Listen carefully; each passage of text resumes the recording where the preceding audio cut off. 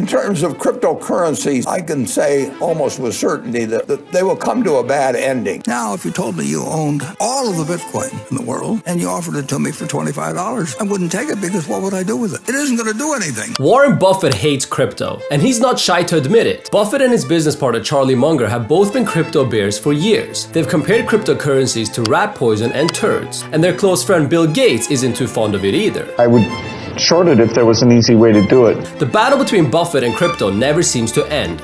Meanwhile, the crypto industry's market cap keeps notching higher, currently sitting at $1.3 trillion, almost 3x Sweden's annual GDP. Bill Gates' own company, Microsoft, is even exploring the metaverse, and Buffett's granddaughter, Nicole, is a big advocate of NFTs, both of which rely on crypto and blockchain infrastructure. Tech investor Peter Thiel recently called Buffett a sociopathic grandpa for being anti-crypto. So what's really going on here?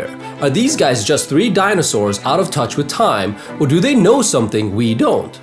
The Oracle of Omaha built a $118 billion fortune from scratch, making him the fifth wealthiest person in the world. He's considered to be the greatest investor of all time, but how is it then possible that he's missed one of the greatest investments of all time? Warren Buffett is optimistic about the future, so why is he writing off crypto? And what does the crypto community need to do to change his mind?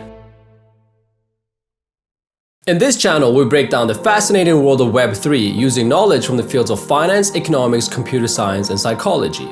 Why? Because foundational knowledge is the key to learning, not get-rich-quick schemes. As a former investment banker and startup founder, I've learned that the best way to understand new trends and technology is to focus on the fundamentals. We're in the middle of an internet revolution right now, and the world needs more domain experts. If you want to develop long-lasting Web3 knowledge, hit subscribe. As always, nothing on here is financial advice. If you make financial decisions based on a YouTube channel with only 150 subs, you're not gonna make it. In order to fully understand Warren Buffett's views on crypto, we need to first analyze his investment philosophy.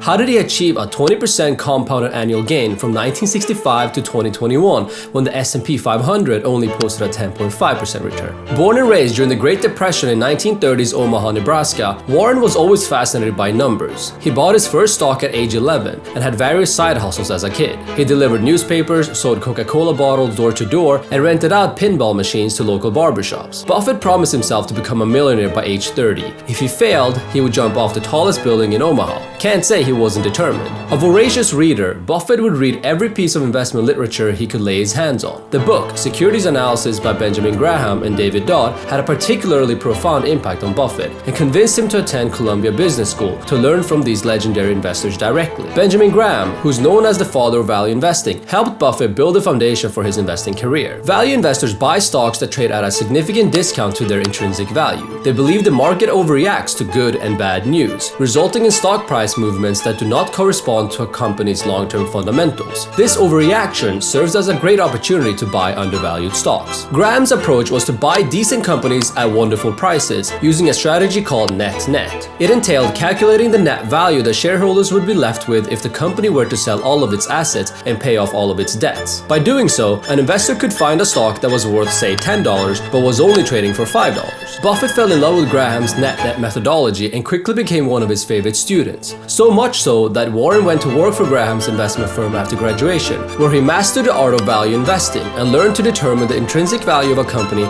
simply by analyzing its financials. Buffett called these undervalued companies cigar butts. These were struggling companies that still had a few risk-free puffs left. The cigar butt approach proved to be a rewarding strategy for Buffett early in his career, and in 1965 he took majority control of the struggling textile manufacturer Berkshire Hathaway, which remains his primary investment vehicle today. Every great thinker needs to be able to adapt their mindset and views over time, and so did Buffett. In his 1989 annual letter, Buffett admits that buying stocks merely based on the cigar butt strategy was foolish. He explains, the original bargain price probably will not turn out to be such a steal after all. In a difficult business, no sooner is one problem solved than another surfaces. Never is there just one cockroach in the kitchen. In other words, these cigar butt type of companies come with a lot of problems, which limits their long-term potential. So how did Buffett change his investment approach? A fan of compounding, Buffett began to search for wonderful companies at a fair price instead of fair companies at a wonderful price, with the goal to own them for a long time. He wanted to invest in businesses that had a moat, a strong competitive advantage that makes it hard for new players to compete. For Buffett, it was crucial to only invest in first-class management teams and in business models that were simple to understand. He famously said to only invest in a business that even a fool can run, because someday a fool will. He shied away from tech stocks for the majority of his career for this very reason. Today, Berkshire Hathaway operates as a holding company and owns a large number of businesses that all operate independently of each other. Through Berkshire, Buffett owns companies such as Kraft Heinz, Kroger, Citigroup, Coca-Cola, General Motors, American Express, Bank of America, Chevron, and Apple. Let me stop for a second. Are you noticing a trend here? Every asset Warren Buffett has ever bought or invested in, from his newspaper business as a kid to the pinball machines, his 40-acre farm, American Express, Coca-Cola, Apple, and so on, they have all been productive, cash flow generating assets. This is super important to note. Why? Because these cash flow generating assets allow Buffett to tap into his value investing framework. By projecting an asset's future cash flows and calculating its net present value, which is typically done through a discounted cash flow analysis, Buffett can immediately determine the intrinsic value of a company and decide whether the asset is overvalued or undervalued. So what does this tell us about Buffett's views on crypto?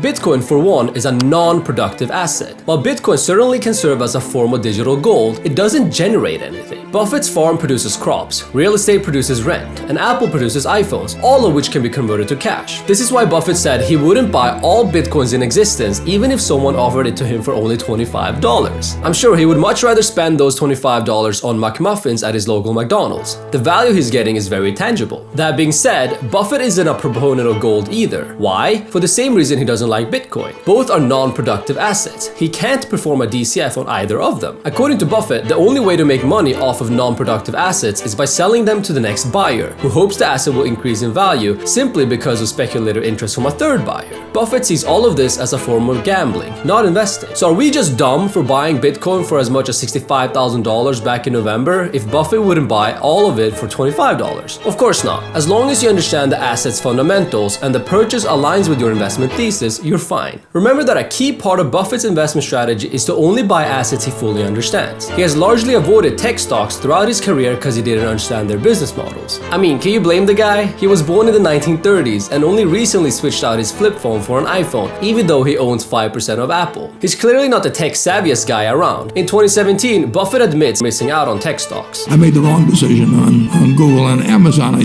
had a very, very, very high opinion of Jeff's ability when I first met him, and I underestimated him.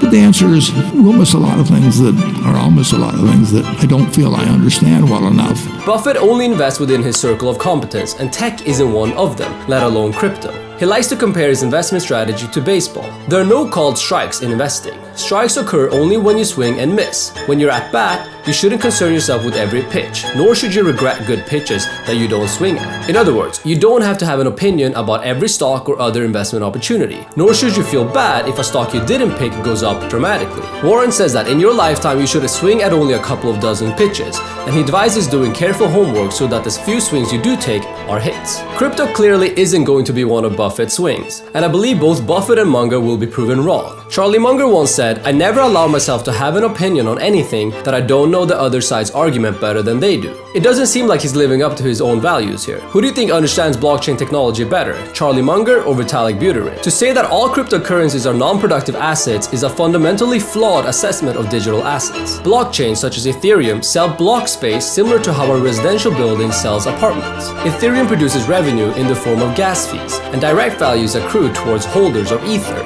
With ETH's upcoming merge and the transition to proof of stake, you can surely run a DCF analysis on ETH, the asset. Stay tuned for a future video on this topic. It's also worth to keep in mind that crypto is disrupting the very system and institutions that made Buffett his fortune. The following companies make up more than $85 billion worth of Berkshire's total $337 billion portfolio. Charlie Munger even said that Bitcoin undermines the integrity of the Federal Reserve. It is evil because it undermines the Federal Reserve System and the national currency system, which we desperately need to maintain its integrity and government control and so on. Well, that's the whole point, Charlie. If central banks and their monetary policies aren't optimized, shouldn't we try to find better ways? I don't know about you, but my US dollars aren't enjoying 8% of annual inflation. How can we as a Web3 community get more thoughtful investors and institutions involved? Well, first, we need to keep building amazing products. Second, we need to have more thoughtful discussions about core concepts, not just talk about price all the time. In other words, we need more channels like this one, so hit subscribe. I'm a massive fan of both Warren Buffett and Charlie Munger in general. Buffett is the reason I got into finance in the first place, but it's up to us to build a future, and I firmly believe that it's going to be driven by tokens. If Buffett hates crypto, imagine what he must think of NFTs. In case you're lucky enough to run into Buffett during your next McDonald's shift, make sure you're well researched on NFTs. Watch this video next to learn whether NFTs are a fad or not. Thanks a lot for watching.